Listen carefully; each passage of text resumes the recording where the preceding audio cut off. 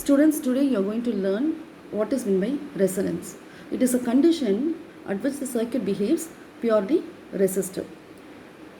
And we can also say that the inductive reactance and capacitive reactance cancel each other and the circuit becomes purely resistive.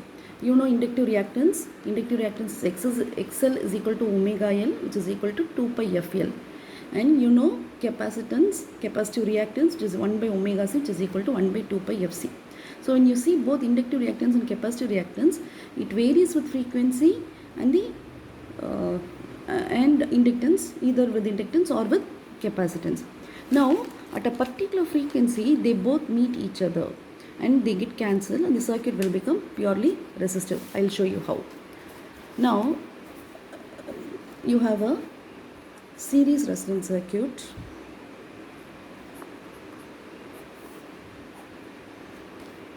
Consider this. Consider a series resonance circuit excited by a voltage source at a frequency omega, and you have a current I. Now R is the resistance value, XL is the inductive reactance, and XC is the capacitive reactance. You can see the circuit here. You have the circuit, you have your inductor, resistance and capacitance connected in series, excited by a voltage source and at frequency omega, and current I flows through the circuit. Now I will tell you what happens in resonance. Plot a graph. XL is equal to 2 pi FL. So what is F? F is frequency, L is inductance. Now I am plotting a graph with respect to frequency along x-axis and inductive reactance along y-axis. So when I plot a graph, what happens? When I give values for inductance and when I have frequency at a particular frequency, the parameter varies linearly. Similarly, I plot a graph for XC, which is a 1 by 2 pi FC. So when I vary the capacitance value or when I vary the frequency value, when the frequency increases, the capacitive reactance decreases. So my graph will be like this. When I plot capacitive reactance XC with respect to frequency, it is going to be a rectangular hyperbola. It will be like this. This at lower frequency capacitive reactance will be high, at higher frequency it will be low. Now you vary the frequency. Instead of having a constant frequency, vary the frequency. When you vary the frequency, see how it is going to be. When you vary the frequency, the inductive reactance is linear and the capacitive reactance comes like this. Can you see this? This is your capacitive reactance, this is your inductive reactance. At one point they both meet each other. And this point is called as the resonant frequency. Resonant frequency FR.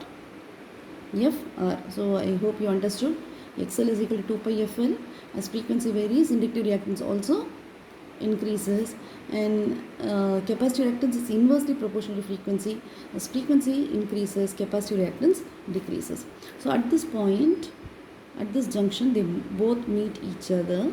The values are equal and opposite, so they get cancelled. Once they get cancelled, the circuit becomes purely resistive, because when you write the impedance formula, Z is equal to R plus j omega L plus 1 by j omega C.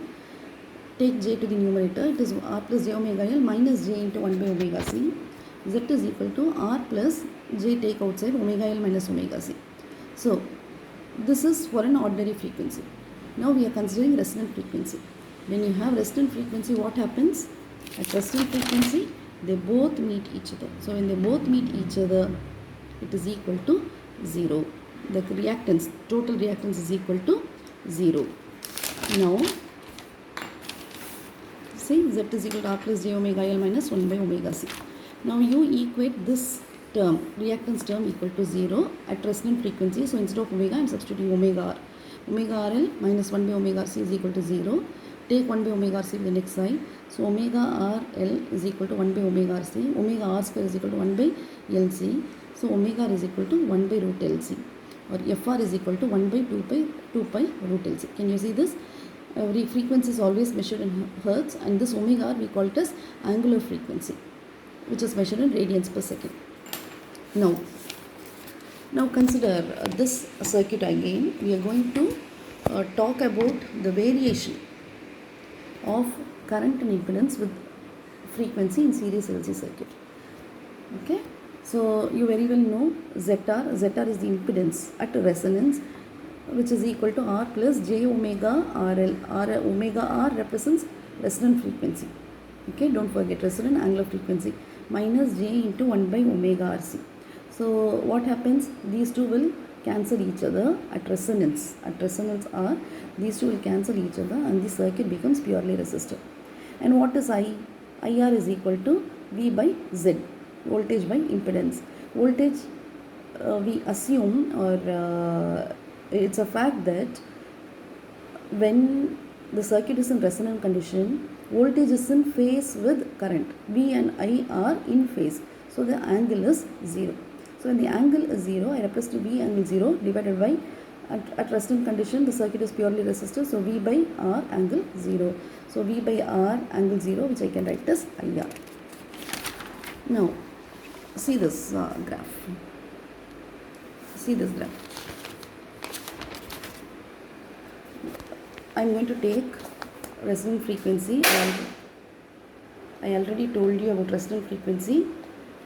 Resonant frequency, I am going to consider frequencies less than resonant frequency and frequency more than resonant frequency. When frequency is less than resonant frequency, see the circuit, see the diagram. This is your resonant frequency. This is your resonant frequency omega R or FR, and when the omega is less than omega R, I am going to see three conditions: omega less than omega R, omega greater than omega R, and omega equal to omega R. We are going to discuss these three conditions. So for frequencies or angular frequencies less than omega R, the capacitance is the reactance is capacitive. You can see, because capacitive reactance is at a peak value and inductive reactance is at a lower value. So for frequencies less than omega R, the circuit is said to be a capacitive reactance circuit, and for angular frequencies greater than omega R, the circuit is said to be inductive, because inductance value is more and capacitive reactance value is less. So this is how it is. Okay, when the frequency is less than the resonant frequency, the impedance is more, and also for frequencies greater than the resonant frequency, the impedance is more. And at resonant frequency, resistance, the circuit is purely resistive. And since resistance is minimum at resonance, see the current is maximum at resonance. When resistance is minimum, current at resonance is maximum. And similarly, when impedance is high, current is low for frequencies less than resonant frequency and frequency more than resonant frequency. Okay. Now, these are the characteristics at resonance. Always at resonance, impedance is minimum. It is resistive. Impedance is minimum, and at resonance impedance is minimum and current is maximum. So impedance minimum, current maximum. And we have to talk about phase angle 0. Why the phase angle is 0 at resonance? The current, the voltage and the current are in phase with one another at this point. I tell you why. Okay, and since phase angle is 0, since voltage and current are in phase now, they both doesn't have any phase angle. They doesn't have a phase difference. Both are in phase. When they are in phase, phi is equal to 0. Phi is equal to 0. And what is power factor? Power factor is cos phi. Power factor is cos phi. So cos of 0 is 1. So the power factor is unity. Power factor is unity. Hope you got it. And one more graph I want to show you. You have your thing like this. You have take your axis. So when you see your at this, let this be resonant frequency, okay, and at resonant frequency voltage and current are in phase, and for frequency greater than omega r,